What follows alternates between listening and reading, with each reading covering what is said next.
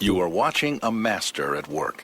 What's happening, people? It's Steve Merkel here, or Merk for short. Hope y'all are having a wonderful day so far. Today's video will be part 3 in the final episode of my Crota End Raid guide series. In this video, I'll go through how my team defeated Crota. I'll also go over what strategies we used, fight mechanics, and more. There's a lot to cover, so let's get started. First, let's get the fight mechanics out the way. So to start the fight, all 6 players must be next to the summoning crystal. You'll know you're doing the right thing when your screen starts to turn green at the bottom and raises up. Once Crota spawns in, you will be unable to regenerate your health. There is absolutely no health regeneration in this fight unless you have the Chalice of Light, which we'll get to in a second. So the main idea of this fight is to kill Crota using the sword of a sword bearer. Regular guns can take Crota's shield but cannot actually damage him. So you want to take down his shield with guns, then use the sword of a sword bearer to actually do the damage. If anyone dies, Crota will spawn what is called an oversoul. It's basically the clouds like exploding behind him, and you have to shoot it to stop it from exploding. If it explodes, everyone dies and you start over. So if someone dies, prepare for the oversoul and start shooting it immediately. So, now that we have that down, let's get into strategy. So when the fight starts, the glass walls will disappear and enemies will be left and right. You want to clear out these enemies by 3 covering left and 3 covering right. But as soon as it's cleared, everyone rotate left. The person who is designated sword carrier will want to run and get the chalice like I did. If anyone gets low on health, you just take the chalice from the sword carrier, and then sword carrier will just take it back a second or two later. Right next to the chalice will be the sword bearer, and you want to kill him as fast as you can. But first you want to designate 2 30s or 131 to cover the knights that'll spawn in the window to the upper left. If you're standing on the left side, it's just top left. There'll be knights that spawn. These knights will be their main responsibility above all else. If knights are there, they'll kill them, period. Once everyone rotates left and the knights are taken care of and the chalice is obtained, you want to focus the sword bearer. Ideally, this designated sword carrier of the fire team, which should be a 31 gunslinger hunter, will pick up the sword as soon as the sword bearer drops it. The sword is on a timer, so to get the most out of each run, you want to time it to where you are next to the sword bearer when he dies. Once you have the sword, you want to get ready to attack Crota. The spot that I go to is the best I've found to wait, and there is an identical spot on the opposite side of the platform, but you want to go to the side that your team is on because no one will be covering the knights on the opposite side. Once you get the sword, your other teammates should immediately start damaging Crota with their most powerful weapons equipped. And as soon as the shield is down, the sword carrier will hit Crota 3 times using the right trigger melee attack and then go right back to the spot you were just in. Crota will then be immune for a couple seconds, but once he is not, the other teammates will take his shield again, and then you damage him again by using the right trigger melee attack 3 times. By this time, the sword will disappear, and you'll just get the hell out of there. Crota's sword has outrageous range, so be careful. I wouldn't risk a 4th right trigger melee until you've mastered the sword, but a 4th right trigger melee can be done if timed perfectly. And this fight takes almost perfect timing. The teammates have to let you know when you should make your move towards Crota. If it's too early, he'll kill you. If it's too late, you won't get any hits on him and cause no damage. And overall time is important for this fight too, because once he is enraged, he spawns oversouls back to back to back, and it is impossible to kill him. The callouts we typically use are, he's at 50%, and start going towards him.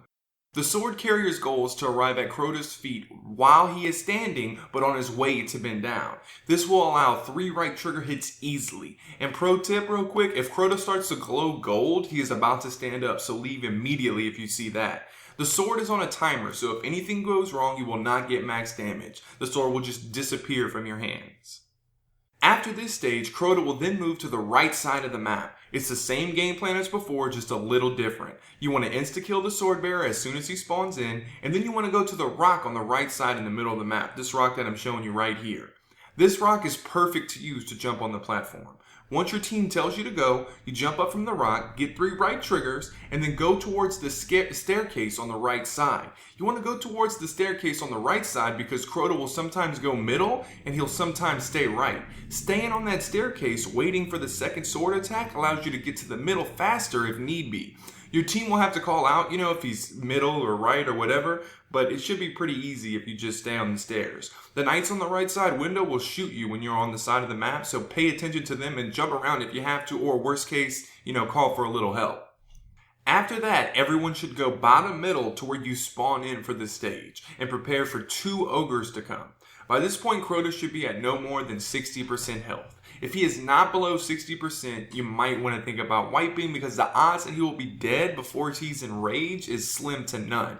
And once he's in rage, like I said, he's basically impossible to kill. So once the ogres spawn, they will come to the middle after you. And if the whole team is in the spawn point, they shouldn't be a problem. You really do not want to die at this stage because the oversoul is way harder to get from this point on the map than the other ones. After the ogres are dead, Crota will be on the left side of the platform. So everyone needs to rotate to the right side. Once you arrive at the right side, there'll be thralls and exploding thralls. Prioritize those and clear them out. The designated night killer should focus now on the knights on the right side windows. Right around the time that the thralls are cleared out, the sword bearer will have spawned. You want to kill him and do the same thing. This time the sword carrier will use the spot on the right side of the middle platform. Crota should be, by the time the sword bearer is dead, he should be, but every once in a while he'll go left. He should be middle, but every once in a while he'll go left, so be prepared for that. If he stays left, there's an identical rock on the left side like the one we used on the right side, but 99% of the time he will be middle. You take down his shield and rinse and repeat. After the sword disappears, this time you want to rotate left because Crota will then again go right. You guessed it. Kill the sword bearer and then use the rock and then stairs to jump up. He should be dead by then. If he is not dead at this point, you're pretty much screwed because he's about to be enraged. You want to kill Crota before the next ogres come. The pattern goes 2 sword bearers, then ogres, then 2 sword bearers, then ogres, and so on. The most important thing is timing. When you run at Crota, it's very important to have timing. So I'm going to play some audio of what it sounded like for us. You got a bubble, man? Give me a Alright, half. He's dead right now. Right meow. That was perfect timing. Get out of the Merc. Alright, everyone. I have a couple tips for the sword carriers as well. When you're running towards Crota, I would just run normally. I wouldn't use the right button to get there faster. I would only use the right button melee, to get there faster when you are first jumping on the platform. That's it.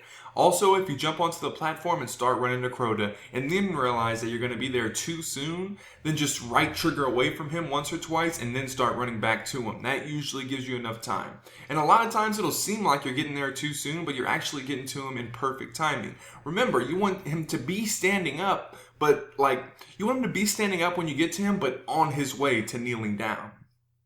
And I would definitely recommend the sword carrier to be a hunter and preferably 31 with the agility bonus on the raid boots. This fight is so much easier if you have 3 or 4 31s. Titans and hunters reign supreme in this raid, so prioritize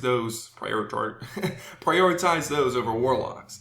It's going to take a couple times to get the timing down for your specific fire team. My team might have gotten Crota from 50% to, okay, start running towards him faster than your fire team. So be patient, master the timing, and sword carriers, trust your teammates' call-outs and you'll get it. You'll be fine. There are definitely other strategies out there, but this is the one that I found most effective. I have cleared Crota 5 or 6 times, and every time we've used this strategy. That wraps up today's video. Please leave a like if you enjoyed today's video and subscribe if you'd like to see more. Also, feel free to ask me any questions or just tell me what you think in the comment section below. I'll catch you guys on the flip side. Later, daters.